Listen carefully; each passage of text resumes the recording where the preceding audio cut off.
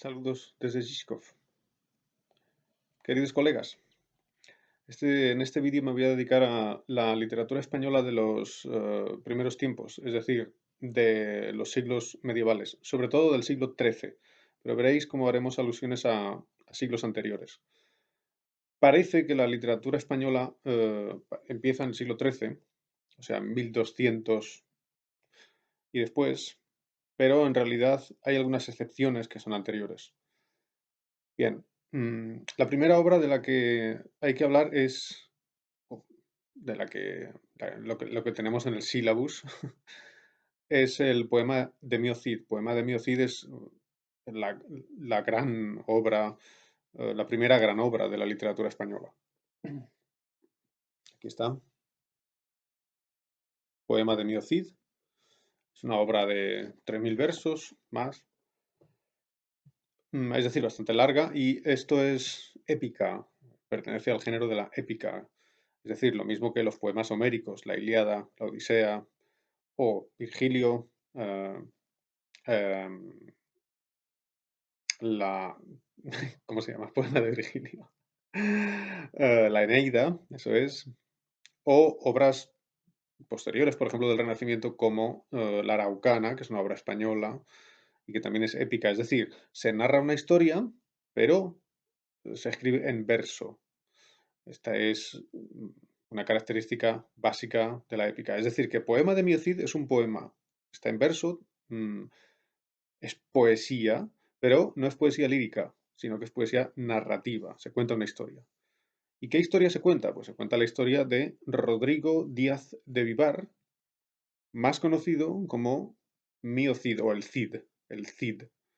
La palabra Cid proviene de una palabra árabe que significa señor. Así que cuando decían Mio Cid, era como si dijeran mi señor. Esta era la forma que tenían los árabes de la época de llamar al Cid. Le llamaban mi señor porque era un personaje importante, era un caballero, ¿no?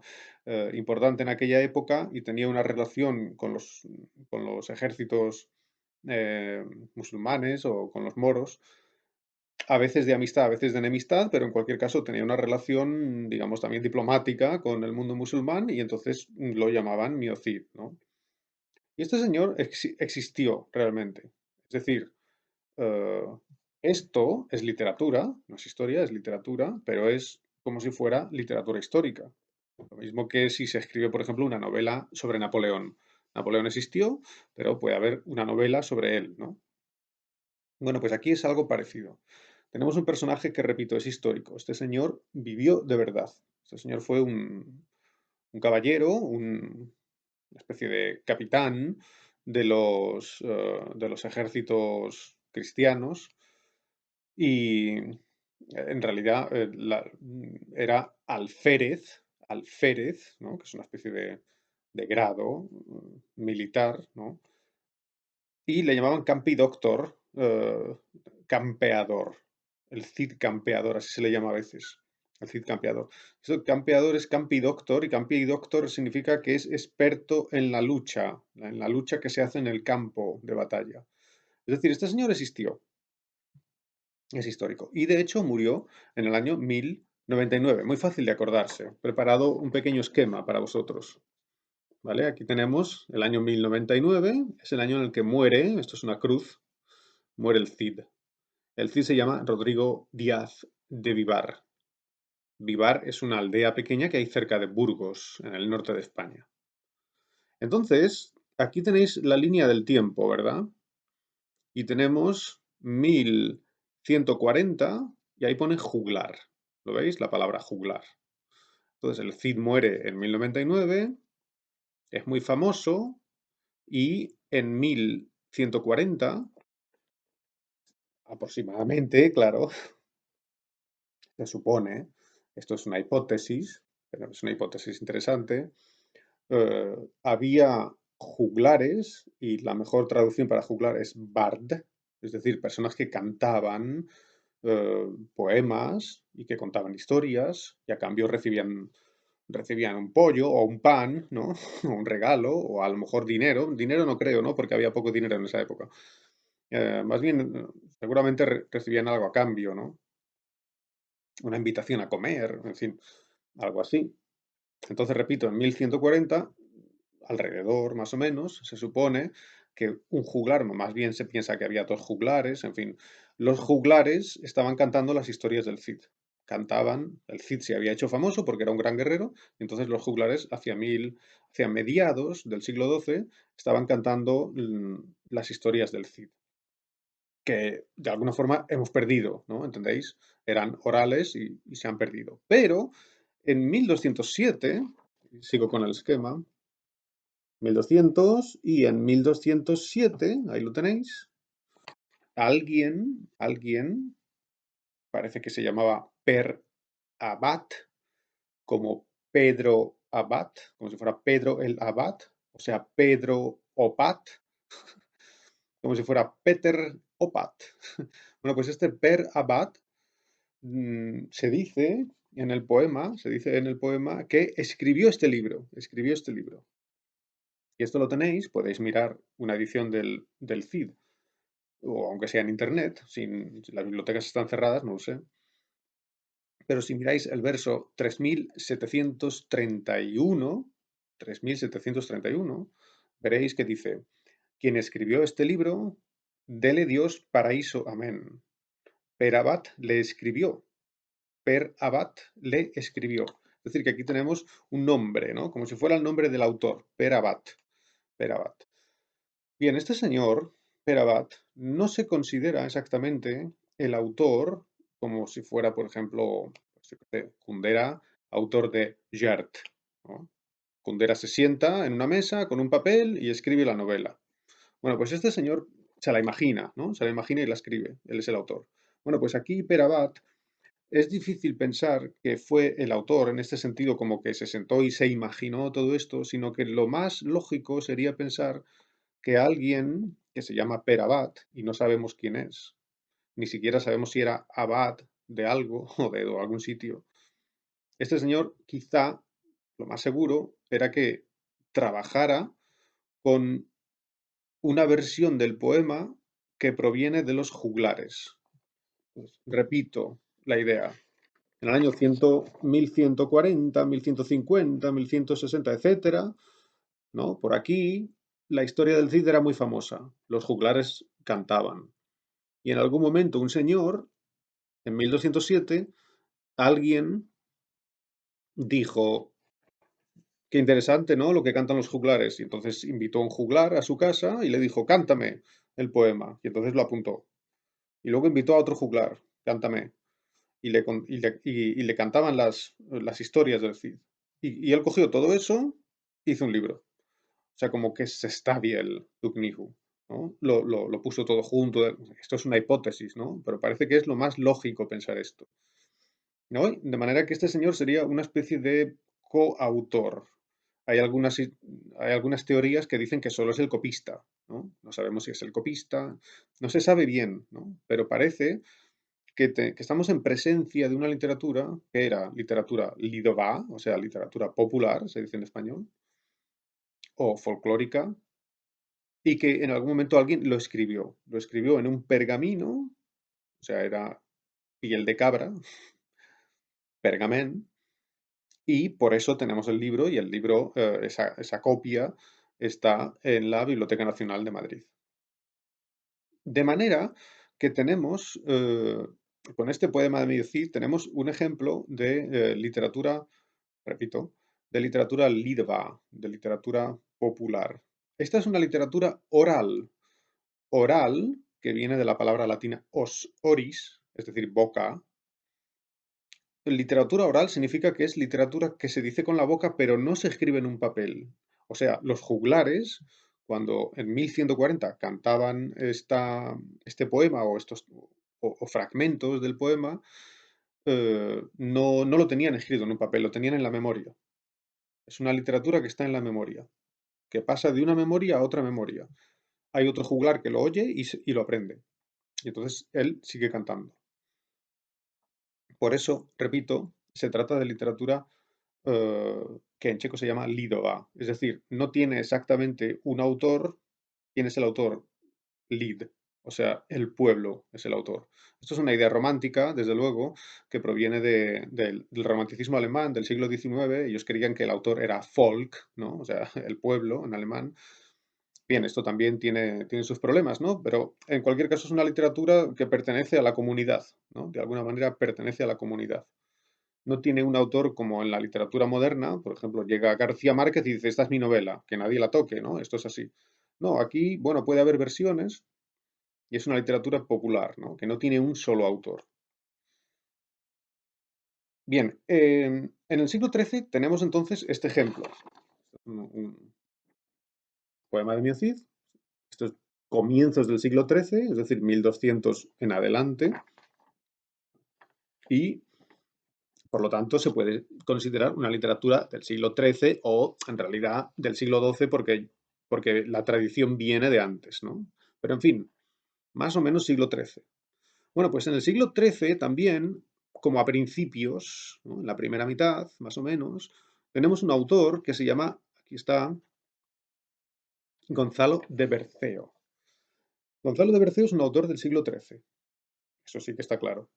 Y además está documentado, sabemos que era de verdad, era un escritor, era un señor que existió y era un autor, ¿no? Un autor. Y un autor en un sentido más moderno, es decir, él escribía unos libros, y además lo escribía porque sabía escribir y, claro, tenía influencias, ¿no? Se basaba en fuentes, pero, digamos, el autor es él, ¿no? Esto sí que estamos seguros de que es el autor. De manera que podemos decir que quizá Gonzalo de Berceo es el primer autor de la literatura española. Y escribe, repito, más o menos en la primera mitad del siglo XIII, un poco después de esta fecha del poema de Mio Cid, un poco después.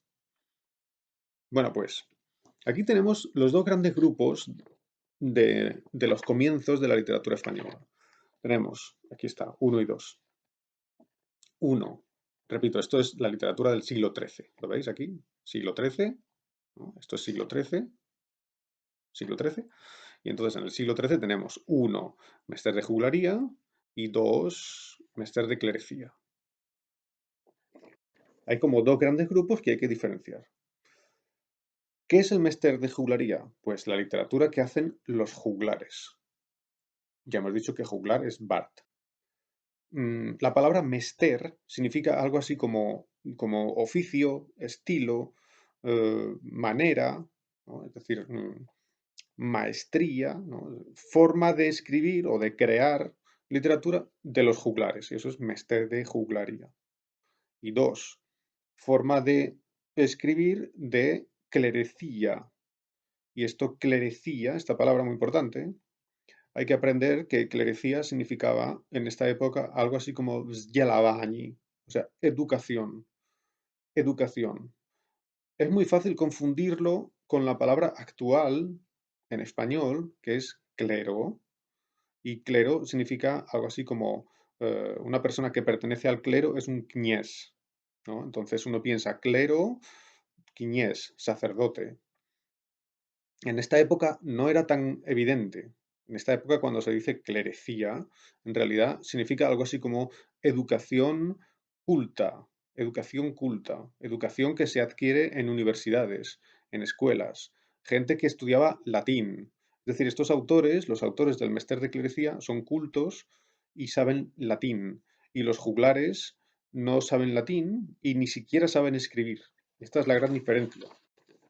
Entonces aquí tenemos, otra vez os lo pongo, Mester de juglaría, lidová literatura, literatura popular o folclórica, Mester de clerecía, cultivovana o culta literatura, ¿no?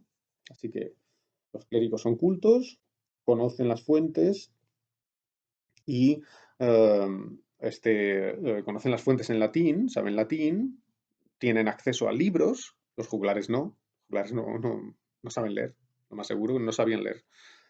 Podría haber alguno que supiera leer, pero no sabían leer, es lo lógico pensarlo. Y entonces esos son los dos grandes grupos de la literatura española en el siglo XIII, en el siglo XIII.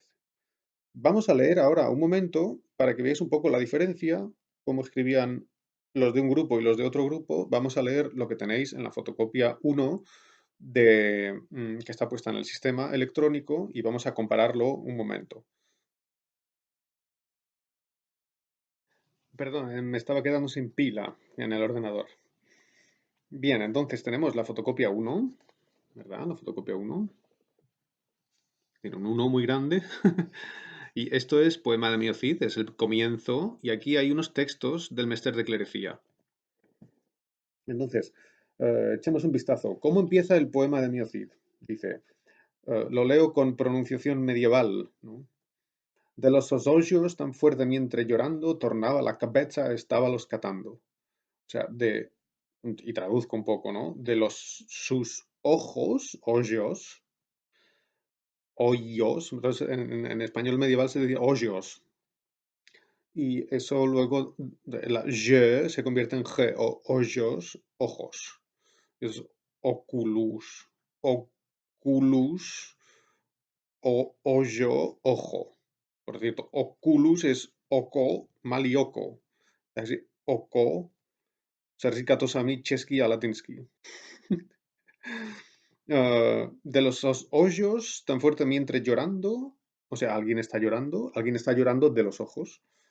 Tornaba la cabeza, giraba la cabeza y estábalos catando. Catando significa mirando. Del latín captare, como captar, captare, catare, mirar o percibir. Hay alguien que llora. No sabemos por qué, no sabemos quién es, no conocemos la situación. Es un comienzo genial de la literatura española.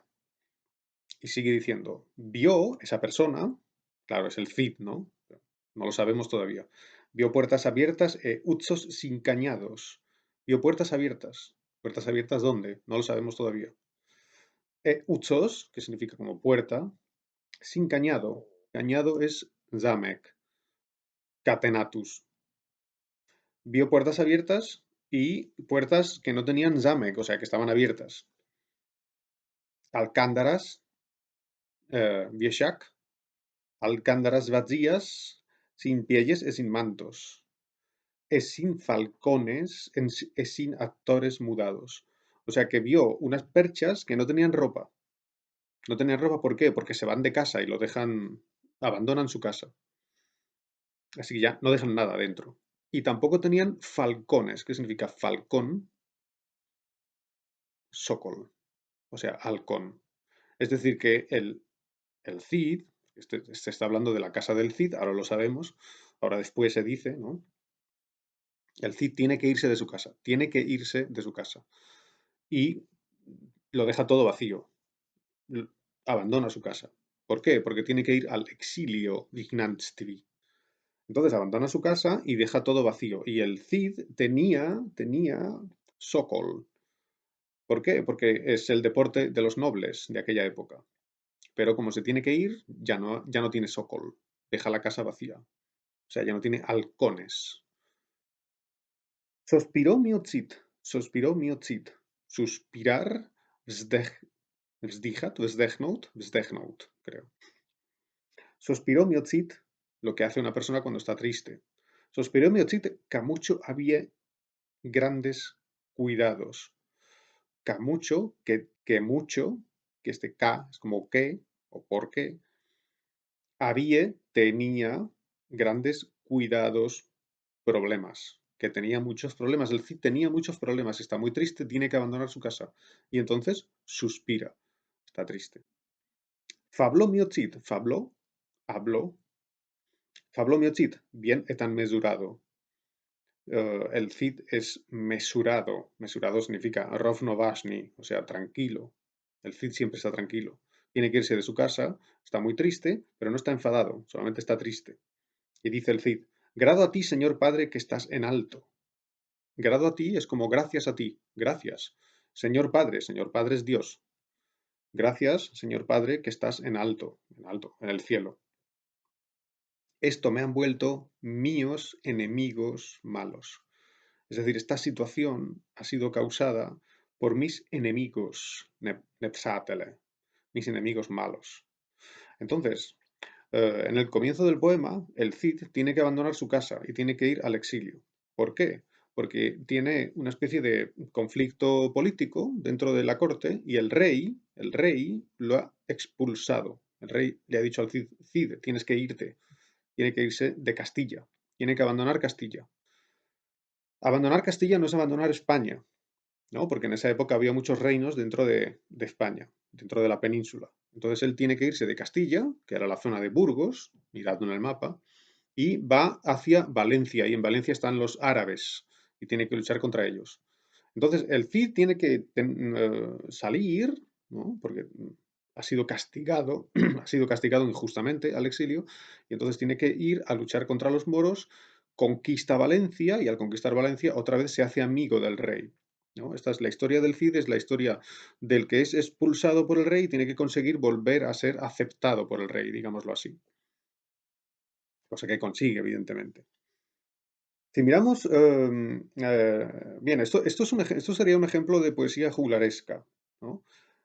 Los versos no tienen todos el mismo número de sílabas, sino que algunos tienen 8 sílabas, otros tienen 12, otros tienen 13, otros tienen 14 y otros 15, ¿no?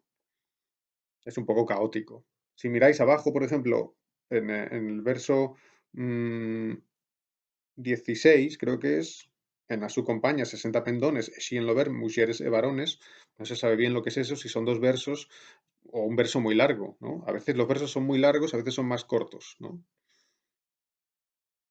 Bien, comparémoslo con la forma de escribir del Mester de Clerecía. Fotocopia uno también, y aquí, perdón, no se ve bien, pero bueno, está claro, voy a leer esta parte, ¿no? Entonces, este es el comienzo del libro de Alexandre. El libro de Alexandre es una de las grandes obras del Mester de Clerecía, un libro maravilloso. Y cuenta la historia de Alejandro Magno, o sea, Alexandre Veliki, ¿no? El macedonio, las aventuras de Alejandro de Macedonia que, pues,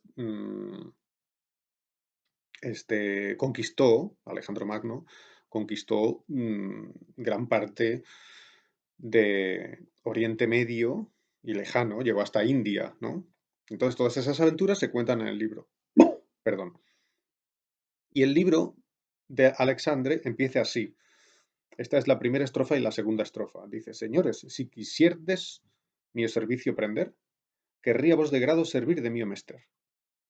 Debe de lo que sabe home largo ser, se no podría en culpa o en hierro ser. Esto que acabo de leer es una estrofa, una como sloka, es una estrofa, y esta estrofa se llama Cuaderna Vía. Cuaderna Vía.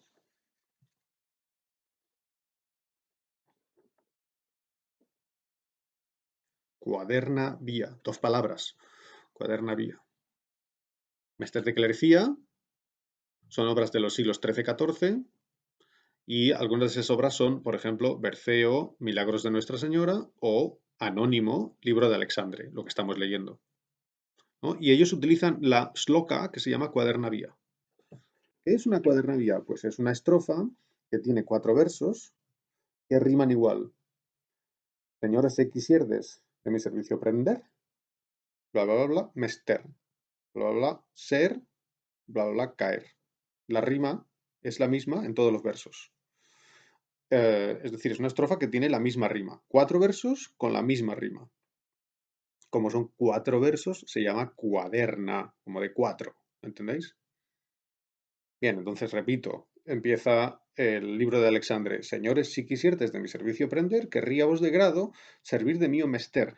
Me gustaría, querríamos de grado, con agradecimiento o con gusto, como si fuera rad, ¿no? En checo, servir de mío mester. Mi mester es que sé escribir libros, ¿no? Y de eso quiero serviros, ¿no? Quiero presentaros mi libro, digamos. Y luego sigue, segunda estrofa. Mester traigo fermoso, mester, como es mi estilo, mi oficio, eso es lo que significa mester, traigo fermoso, fermoso, hermoso. Non es de joglaría. Atención, esto es muy importante, porque el autor de este libro dice, cuidado, yo no escribo como los juglares, yo escribo de otra forma. Non es mi mester, dice, non es de joglaría o juglaría. no escribo como los juglares, soy mejor. Mester traigo fermoso non es de joglaría. Mester es sen pecado. Pecado aquí significa giba.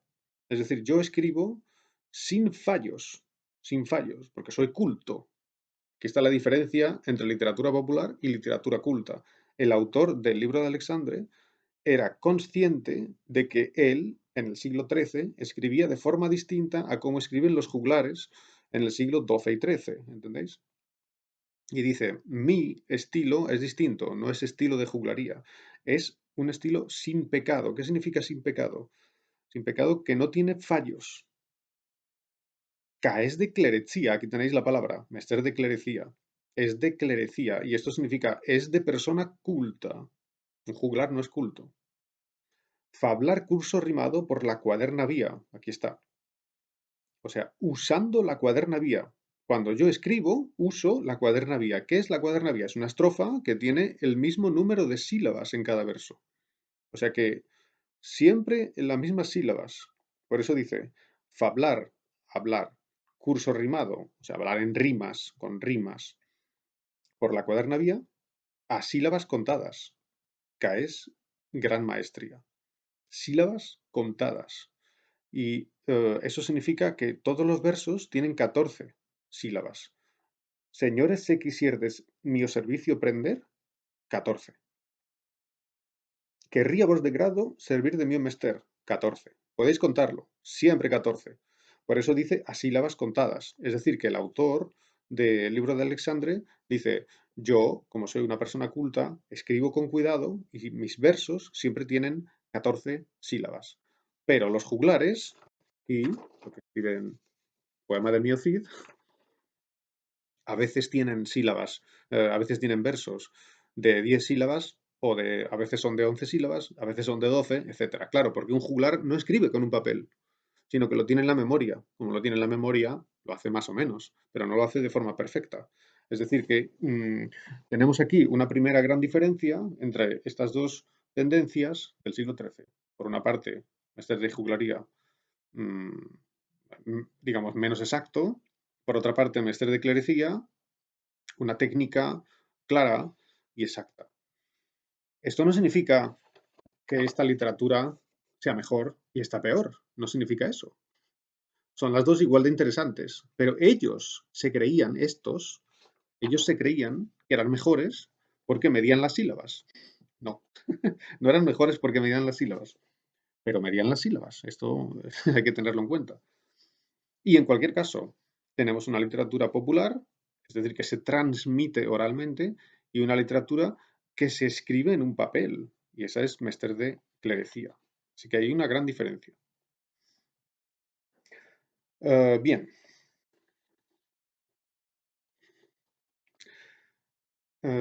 también voy a hablar todavía un poco, antes de pasar al tema siguiente, de otro tipo de literatura popular o folclórica, o si queréis oral, es decir, literatura que se transmite oralmente, mm, que es, en este caso, literatura lírica. Y aquí tengo también en el esquema, un pequeño esquemilla, ¿vale? Aquí tenéis, lo he puesto en checo, puede que haya algún alumno Erasmus, další lidová literatura, o sea, otro tipo de literatura oral o popular o folclórica. En checo es fantástico, existe la palabra lidová literatura y está clarísimo lo que es la literatura que ha hecho Lid, o sea, que ha hecho el pueblo. En español, cuando se dice literatura popular, en este contexto se entiende que es como lidová literatura, pero hay que tener cuidado porque también se dice literatura popular en el sentido de que es famosa, ¿no? Por ejemplo, yo qué sé, pues Dan Brown es un autor muy popular, significa se lee mucho, ¿no? Así que por eso la palabra popular es menos exacta, ¿no? Por eso lo pongo en checo. Lidová, literatura. Y hay aquí tres tipos, ¿no? Uno, jarchas. Dos, villancicos. Tres, cantigas de amigo, como de amigo. Esto son tres tipos de poesía lírica que tenemos en la Edad Media y que Son también literatura popular, es decir, no se sabe cuál es el autor, ¿no? El autor es el pueblo. Voy a hablar de las tres, pero solo muy rápidamente. Aquí tenéis, en la fotocopia, aquí tenéis algunas jarchas. Esta parte lo veis, pone jarchas, ¿no? Estas son las más antiguas. Entonces, las jarchas son las primeras poemas, los primeros poemas, los primeros textos literarios españoles, prácticamente. Por eso decía yo que empezamos con el Cid, pero todavía hay algo antes que el Cid. Lo que pasa es que son textos muy pequeñitos, ¿no? Bueno, estos textos son esas pequeñitas canciones, se llaman jarchas. Y lo que es extraño es que estas jarchas, las más antiguas de las cuales son del siglo XI, más o menos 1050, o sea, son muy viejas, ¿no? 1050. Realmente, cuando el Cid era un niño, ¿no? Pues ahí se cantaban jarchas, ¿no? El Cid de verdad, ¿no? Bien, entonces lo extraño es que esas canciones que son españolas nos han llegado escritas en unos documentos con letra árabe. Atención, cuidado. Con letra árabe o hebrea.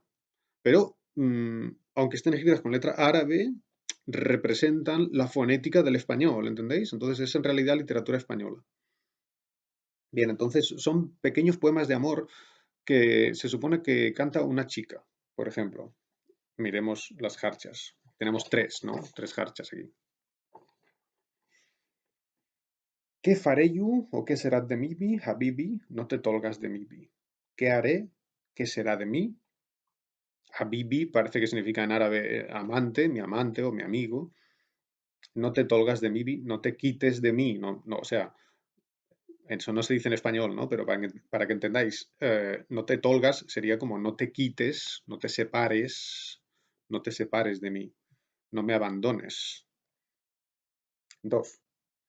Mm, Vaise meu corazón de mí. Se va mi corazón de mí.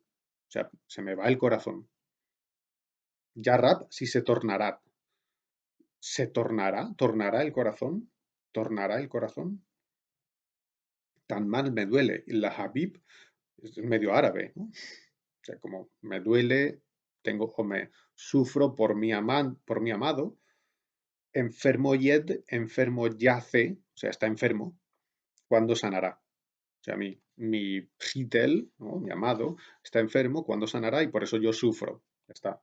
Son pequeñas canciones, pequeñas canciones. Siempre en boca de mujer. Se supone que está hablando una mujer, una chica, ¿no? Y el tema siempre es amor, amoroso, tema de amor. Entonces, es muy interesante, son las más antiguas. 1050 se supone que son las más antiguas. mm, las más antiguas conservadas, ¿no? Las más antiguas conservadas son de hacia 1050 y sería el principio de la literatura española.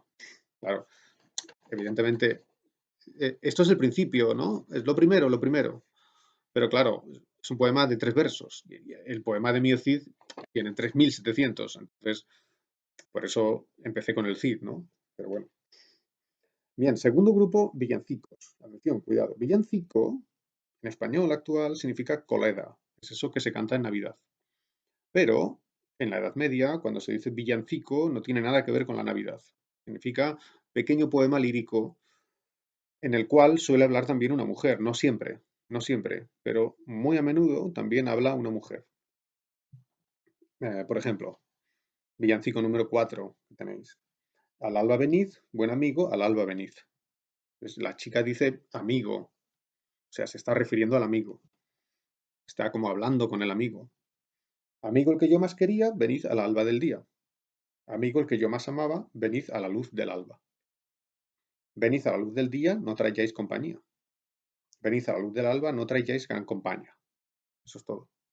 Esto es un pequeño poema de amor donde una chica está como pensando o hablando con el amigo, hablando en sueños quizá, diciéndole que lo espera, que venga cuando, en el alba, en el amanecer, o sea, en Usvich, ¿no? Que es el momento típico del encuentro de los amantes en la poesía antigua.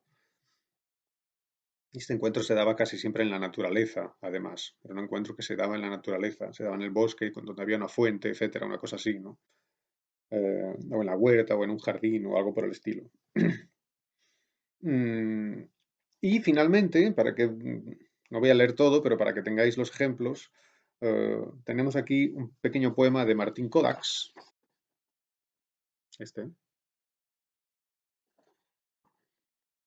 Martín Codax, que es un autor culto, atención, un autor concreto. Martín Codax existió, sabemos que era un señor que escribía poemas, pero claro, aquí tenemos una cosa muy curiosa, y es que Martín Codax seguramente estaba imitando el estilo popular. Entonces, esto que tenemos aquí, esto no es exactamente poesía popular, ¿no? Martín Codax es un autor culto, quizá él le dio un toque, ¿no? ¿Entendéis? Pero es un autor que en el fondo está, digamos, transparentando una tradición popular, o sea, una tradición lídova, porque el estilo evidentemente es el mismo que el de todos estos poemas folclóricos donde habla una mujer. Martín Codax es un hombre y sin embargo en el poema habla una mujer, ¿no? Por eso digo que él lo que está haciendo es, digamos, para que me entendáis, está copiando una tradición que era una tradición popular. Y es muy bonito el poema. Dice, Ondas do mar de Vigo está en gallego. Cantiga de amigo es en gallego. Ondas do mar de Vigo, onda significa volna, ¿no? O sea, como olas del mar. Ondas do mar de Vigo, se vistes meu amigo. Ya está, habla con el mar. La chica habla con el mar y le pregunta al mar si ha visto a su amigo. Como si su amigo hubiera hecho un viaje por el mar o fuera un marinero y entonces se ha perdido o no está, ¿no? Es lo único que sabemos, que no está. No, tampoco sabemos si ha hecho un viaje o si es un marinero, no sabemos nada, pero hay alguien, que es una mujer, que está hablando con el mar y le pregunta al mar, es muy bonito. Y luego dice, hay Deus, como, oh Dios, se verá, si vendrá, cedo, que significa pronto. Es una palabra, en latín se dice cedus, pronto, verso. Ondas do mar levado, se vistes meu amado. E aí Deus se verrá cedo. Se vistes meu amigo, o porque eu sospiro. Sospirar, como ya hemos leído antes, sdegno.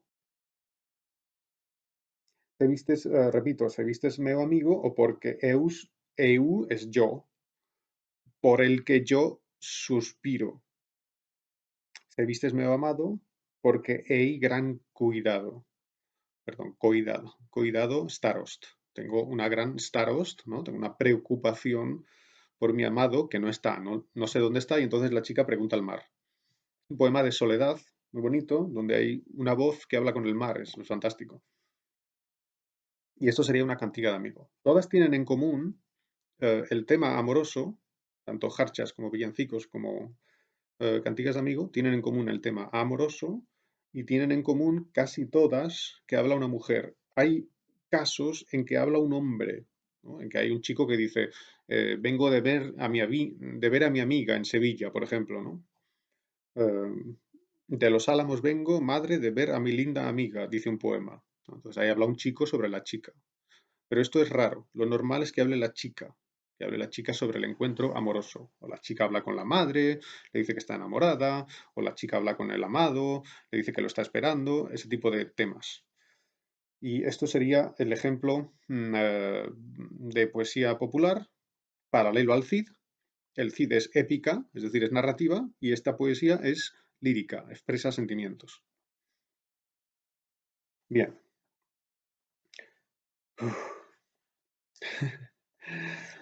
Entonces, solamente una cosa más. Mm, no, vamos a pasar al siguiente tema ya, tranquilamente. Pero claro, solo muy rápido, ¿no? Em, y estamos en el siglo XIV. Estamos en el siglo XIV. Em, en el siglo XIV voy a tratar a un solo escritor porque el otro escritor interesante lo trata mi colega.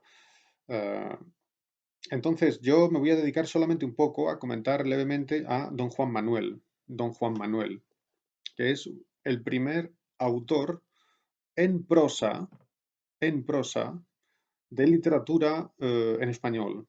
Porque hemos visto Gonzalo de Berceo. Gonzalo de Berceo escribe poemas, es el primer autor de la literatura española, cuyo nombre conocemos, pero escribe poemas. Bueno, pues el primer autor cuyo nombre conocemos, que escribe prosa, No son novelas, son cuentos más bien, ¿no? Pero bueno, también tiene libros de ensayo, digamos, ¿no? Se llama Don Juan Manuel. Atención, Don Juan Manuel. 1282-1348. Es decir, que vive a finales del siglo XIII y principios del siglo XIV. Y este señor, tenéis algunas de sus obras. El Conde Lucanor es la más famosa, la que vamos a comentar, pero también es interesante el Libro de los Estados. Y este señor era también una especie de retiers, ¿no? Era una persona muy importante en la política castellana de esta época, y él bueno, también fue regente, en fin, es muy complicado explicar todo lo que fue, ¿no? Pero él era adelantado de Murcia. Y aquí está Murcia. Imaginaros, esto es España, pues aquí en este rincón está Murcia. Todavía está ahí, ¿no? Y en esta época, esta parte, ¿no? Era una especie de reino, digamos, reino pequeño, ¿no? Y la frontera, más o menos, con los árabes estaba por ahí, ¿no? Los árabes en esta época estaban en esta parte de abajo ya solamente, ¿no? Los musulmanes. Y entonces, este reino de Murcia estaba como pegando con la frontera. Por eso se llamaba adelantado, o sea, era el que estaba delante, ¿no? Digamos, en primera línea de lucha, ¿no? Y entonces don Juan Manuel era como una especie de señor feudal, ¿no? Digamos, especie de rey pequeño de este reino. Y era muy importante, era una persona muy importante en la política. Claro, él, lógicamente aquí, en esta parte de España, ¿qué estaba haciendo? Pues estaba siempre luchando, ¿no? Así que tenía que tenía su ejército, tenía sus castillos, etcétera, ¿no? Y, claro, no solamente estaba luchando contra los musulmanes, sino que estaba luchando también contra los cristianos. Esto es lo que pasaba siempre en la España medieval. Incluso contra el rey, ¿no? Un momento que don Juan Manuel le declaró la guerra al rey. ¿Por qué? Porque la política en España en esta época era muy complicada, ¿no? Y era un poco como que todos luchaban contra todos. Entonces, por eso don Juan Manuel era un político y diplomático, ¿no? Y soldado, era todo a la vez, ¿no? Que tenía que tener mucho cuidado, ¿no? Digamos, mucho cuidado con la política y con las trampas, ¿no? De la política. Entonces, esta filosofía, esta idea de que hay que tener cuidado porque la vida es como es una lucha constante, esta filosofía se manifiesta en su obra. En su obra, cuando lo leemos, ¿no? Lo que vipliva, lo que eh, se deduce de lo que leemos, de los cuentos que leemos, por ejemplo, es, oye, ten mucho cuidado porque siempre los otros te quieren engañar. Te quieren engañar o quieren robarte o quieren cogerte tu castillo y quemarlo y quieren matarte, ¿no? O sea que hay que tener cuidado, la vida es una lucha continua.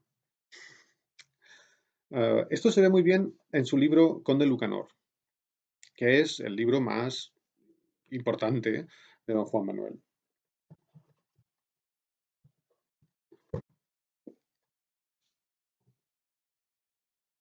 Conde Lucanor es un libro no muy grande y es una colección de cuentos. No solo una colección de cuentos, pero básicamente es una colección de cuentos. Y cuando digo aquí cuentos sería algo así como Povitki, no son exactamente Pohatki, ¿no? Aunque algunos se parece, pero no, son como pequeñas historias, llenas de humor, ¿no? Muy graciosas. Y el mismo don Juan Manuel, que era el escritor, ¿no? O sea, él se sentaba y escribía, el mismo don Juan Manuel dice que las historias que cuenta aquí son como una medicina, cuando a un enfermo se le quiere dar una medicina, y entonces para que el enfermo tome esa medicina, es mucho mejor que la medicina sea dulce. Si la medicina, que visito nus, ¿no? Tacton excess. Si la medicina sabe muy mal, el enfermo no quiere tomar la medicina. Pero si la medicina sabe a fresa, entonces te tomas la medicina, bien. Entonces él decía que su literatura era como una medicina que tenía sabor a fresa. Es decir, era una forma de educar, porque tiene una filosofía, pero al mismo tiempo tiene humor. Y como tiene humor, es divertido leerlo. Y entonces la gente lo lee Bueno, en esta época lo escuchaban más que leerlo, porque muy poca gente sabía leer, pero como era gracioso, como tenía humor, entonces lo aprendían. Y entonces aprendían la filosofía, es decir, tomaban la medicina, ¿entendéis? Es decir, que es un autor que sabe lo que está haciendo, ¿no? Dice, yo escribo así porque mi fin, ¿no? Como mi ziel es este. O sea, que lo tiene claro. Eso lo dice en el prólogo del libro, luego vienen los cuentos y al final hay una especie de tractat, que es una especie de reflexión filosófica acerca del mundo. O sea, es un libro muy pensado, digámoslo así, Conde Lucanor. Bien, entonces, mm, ¿qué pasa con este Conde Lucanor? ¿Quién es el Conde Lucanor? Bueno, pues en todos los cuentos y en la fotocopia 2 tenéis un cuento. Cuando dice la fotocopia 2, miradla, hay, hay un cuento entero, ¿no? Y aquí dice ejemplo, ¿no? O sea, como ejemplo. Esto, ejemplo, no significa psiclat, aquí significa cuento, ¿no? Es como un cuento, ¿no? Bien, entonces, en todos los cuentos pasa lo mismo. Hay dos personajes que están hablando. Claro, esto, o sea, esto es ficción, ¿no? Un personaje se llama Conde Lucanor, que es como Javier Lucanor, y este Conde Lucanor tiene un ratze, se dice así, creo, ¿no? Que es un consejero. Y el consejero se llama Patronio, Patronio. Y por eso el libro se llama el libro del Conde Lucanor, ¿no? Porque hay un personaje que aparece siempre que es el Conde Lucanor. Y el Conde Lucanor, al principio del cuento, siempre le dice a su consejero, le dice, oye, Patronio, tengo un problema en la vida. Por ejemplo, imaginaros que vosotros le decís, oye, Patronio, tengo un problema, no podemos tener clases en la universidad, tenemos que tener clases online, ¿qué hago? Y entonces Patronio, como es el consejero, le da un consejo, le aconseja. Le dice, pues tú deberías hacer esto y esto y esto, ¿no? Así que es una especie de diálogo. Pero cuando Patronio le da su consejo, en realidad no le dice deberías hacer esto y esto, sino que le dice, ah, eso que me dices me recuerda al cuento de... Y entonces le cuenta un cuento. O sea, Patronio le cuenta un cuento al conde Lucanor en cada capítulo, digamos. Así que es una especie de colección de cuentos que tiene un marco, ¿no? Como Ramets, ¿entendéis? El Ramets es el diálogo entre conde Lucanor y Patronio, ¿no? Y en ese diálogo se cuentan los cuentos. Para que lo veáis, leamos el ejemplo número 8, que es muy divertido. De lo que aconteció, o sea, de lo que le pasó, acontecer, todavía existe hoy esa palabra, pero acontecer significa suceder, de lo que aconteció a un hombre, o sea, un hombre, que le habían de limpiar, que le tenían que limpiar el fígado. ¿Qué es fígado? Iatra. O sea, en español actual, hígado. El hígado, o sea, ese órgano que está aquí, no, aquí. Entonces, eh, este ejemplo 8 trata de lo que le pasó a un hombre, estaba enfermo y le tenían que limpiar el hígado, yatra. O sea, le tenían que hacer una operación.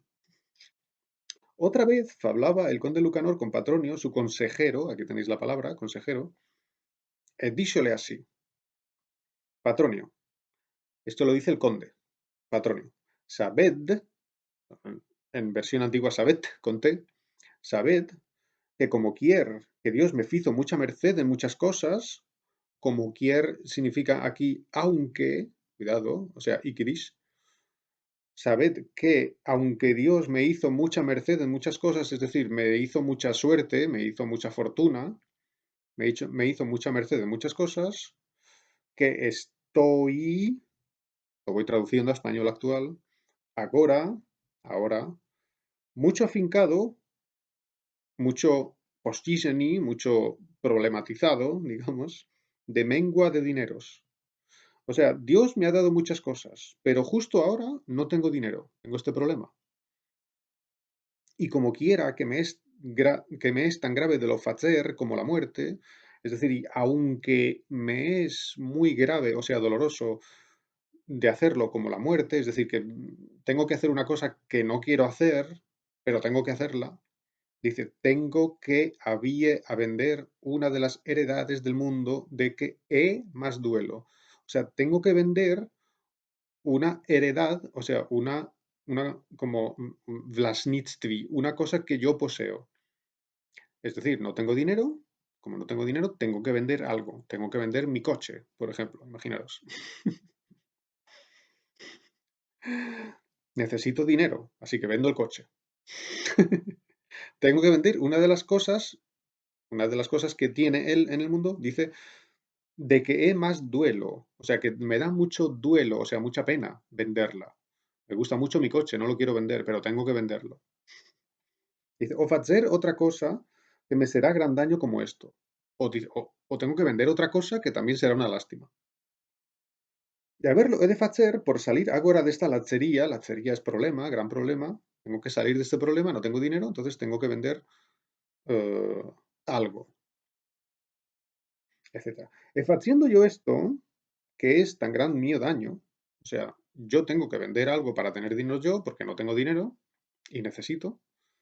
Y en este momento, dice, vienen a mí muchos hombres, vienen a mí muchos hombres que sé que lo pueden muy bien excusar, que lo pueden evitar y demándanme, o sea, pídenme que les dé estos dineros que me cuestan tan caros. O sea que cuando yo vendo mi coche o mi jata o mi jalupa o mi barco, que me gusta mucho, pero lo vendo porque necesito dinero, justo ahí hay muchas personas que vienen y me dicen, ¿me prestas dinero? Dice, por el buen entendimiento que Dios en vos puso, ruego vos, o sea, os pido, se lo pide a Patronio, que me digades lo que vos parece que debo hacer en esto. O sea, ¿qué debo hacer? Yo necesito dinero, vendo mi coche, me dan dinero, que necesito. Y viene gente a pedirme dinero. ¿Qué hago? ¿Se lo doy? Sería absurdo, ¿no? Y entonces dice Patronio, Señor conde Lucanor, dijo Patronio, parece a mí que vos contece, o sea, que os pasa lo mismo, que os contece con estos hombres como aconteció a un hombre que era muy mal doliente, o sea, muy enfermo, doliente. El conde le rogó que le dijese cómo fuera aquello. Y entonces viene el cuento. Aquí empieza el cuento, ¿entendéis? Hasta aquí esto es Ramets, es el marco. El marco es el diálogo. Hay un problema, el conde Lucanor tiene un problema. Le pregunta a Patronio. Y Patronio dice, ah, eso me recuerda a un cuento. Y entonces le cuenta el cuento. Señor conde, dijo Patronio, un hombre era muy mal doliente, enfermo. Así que él, es pronombre apocopado, que le dijeron los físicos, los médicos, que en ninguna guisa, de ninguna manera, no podría guarecer, o sea, curarse, si no le feciesen, si no le hiciesen una abertura, otvor, por el costado, naboku, una abertura en el costado, no aquí, donde está el hígado, o sea, le tenían que hacer un agujero, una abertura por el costado, y que le sacasen el fígado por él, le sacasen el fígado, y que lo lavasen con unas melecinas, o sea, medicinas, que había mester, o sea, que necesitaba. O sea, que los médicos le dijeron, usted está muy enfermo, tenemos que sacar el hígado, lavarlo y no cometerlo otra vez. Dice, porque el fígado estaba maltrecho, o sea, porque el fígado estaba enfermo. Estando él sufriendo este dolor, pues, es la operación, está ya en la operación. Está en la operación y está con el hígado aquí al lado, ¿no? Estando él sufriendo este dolor, teniendo el físico el fígado en la mano, o sea, el médico tenía el hígado en la mano, lavándolo.